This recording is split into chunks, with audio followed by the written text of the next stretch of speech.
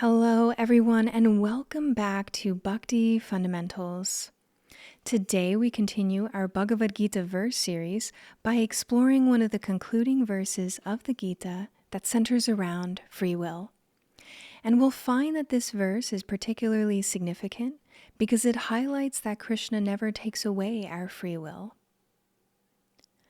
By the time Krishna speaks this verse, he has already shared profound spiritual truths with Arjuna, and by extension with us, about the eternal nature of the self or soul, the intricate workings of the material world in which we find ourselves, the complexities of karma, action and its reactions, the mysterious influence of time, and deep revelations about his own divine nature.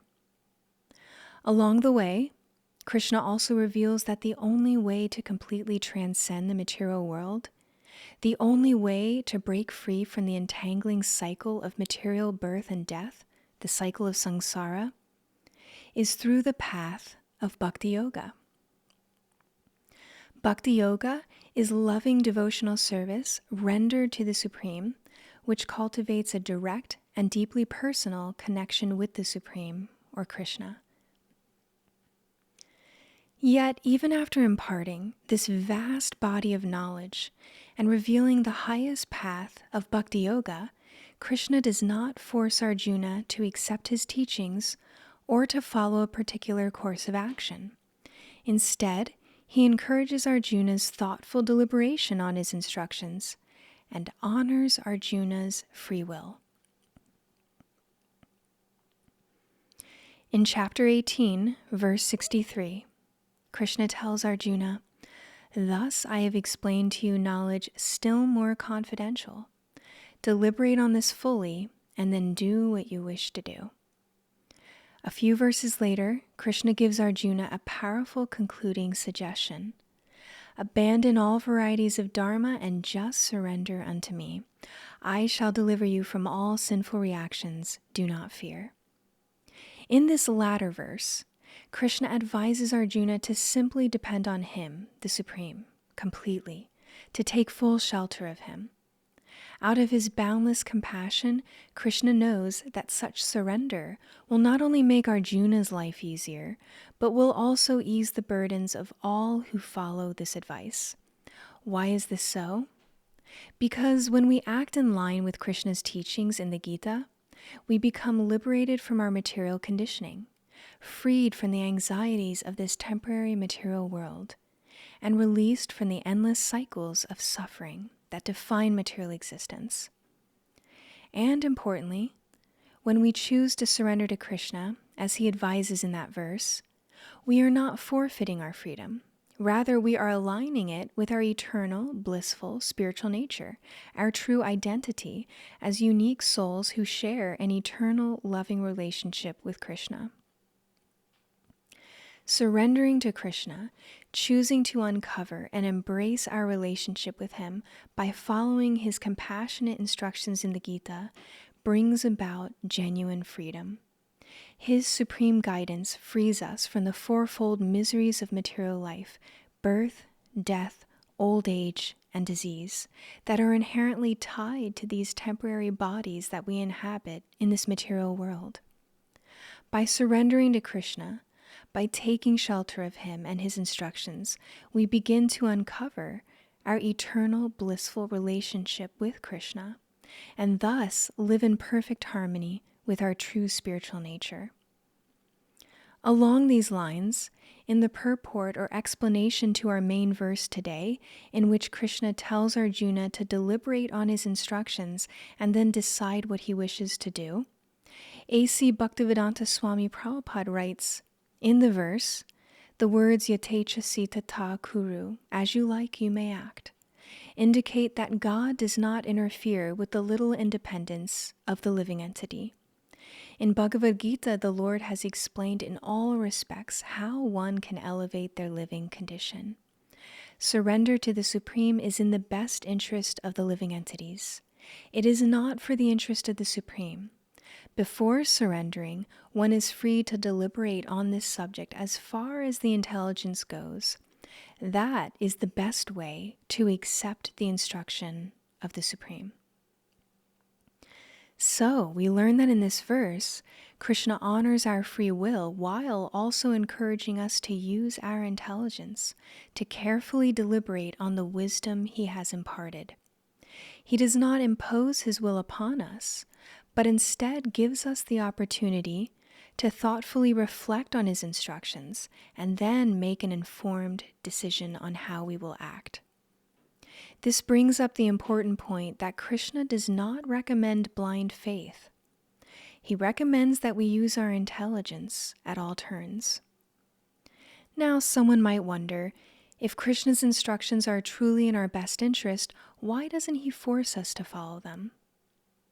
This question brings up a vital principle at the heart of Bhakti Yoga. Love, cultivated through our practice of devotional service or bhakti, is the foundation of our relationship with Krishna.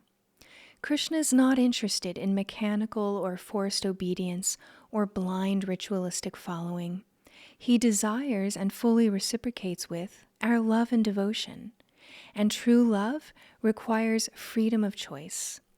If Krishna were to compel us to follow him, our actions would not come from the heart. Even in this world, we do not force our family members to love us. When love is forced, relationships often become manipulative or even abusive, devoid of genuine affection and trust. Similarly, Krishna respects our freedom of choice and never imposes his will upon us. Instead, he grants us the gift of free will, a gift that he never revokes. This freedom allows us to choose whether to accept or reject his instructions in the Gita. Of course, Arjuna ultimately decides to accept Krishna's instructions, and with renewed confidence and armed with spiritual knowledge, he rises to fulfill his duty as a warrior. Guided by Krishna's wisdom, and with Krishna at his side as his charioteer, Arjuna is victorious in defeating evil and restoring peace. In verse 72 of chapter 18 of the Gita, Krishna asks Arjuna, "O son of Pritha, O conqueror of wealth, have you heard this with an attentive mind? And are your ignorance and illusions now dispelled?"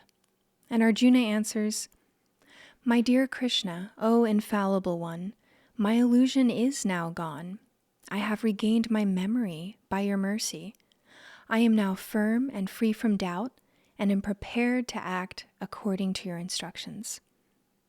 Here we see the transformative power of hearing spiritual knowledge, particularly spiritual instructions given by the Supreme himself. By hearing with attention and deliberating on Krishna's teachings, Arjuna's doubts are dispelled, and his determination to act in alignment with Krishna's guidance is restored. By hearing Krishna's spiritual instructions, Arjuna once again uncovered and remembered his original spiritual knowledge and position. He remembered that it's in his own best interest to do his duty in this world and act, but in the consciousness of performing it for Krishna as devotional service. And the same choice lies with each of us. After hearing Krishna's instructions in the Gita, we would do well to ask ourselves, will we choose to place our faith in the material world and return birth after birth to this material world in different material bodies? Or will we choose to turn toward Krishna, to act on his eternal instructions in the Gita, and finally begin to uncover that which is already there, namely our eternal relationship with Krishna, which is currently covered over by our material conditioning? The Gita invites us to make a deliberate choice, to embrace the path of Bhakti Yoga, to take shelter of Krishna and his divine instructions, and permanently transcend the miseries of material existence. In doing so, we can experience the profound and lasting joy that arises from living in harmony with our true spiritual nature, which is to act in this world in relation to Krishna, in a spirit of rendering devotional service to him. In the Gita, Krishna extends his hand to us, offering his transcendental guidance for our spiritual success and ultimate liberation from this material world. The question is, will we take his hand, embrace his teachings, and walk the path of Bhakti Yoga as he lovingly advises? Or will we turn away and remain bound to this world of suffering by our material conditioning and karma? The choice lies with us, and it always will. Let's choose wisely. After all, Krishna is patiently waiting for us to uncover our loving relationship with him, which has been there eternally. So that's all we have for today on this verse covering free will. Please let us know if you have any questions. In the meantime, thank you for listening today, and we'll see you next time on Bhakti Fundamentals.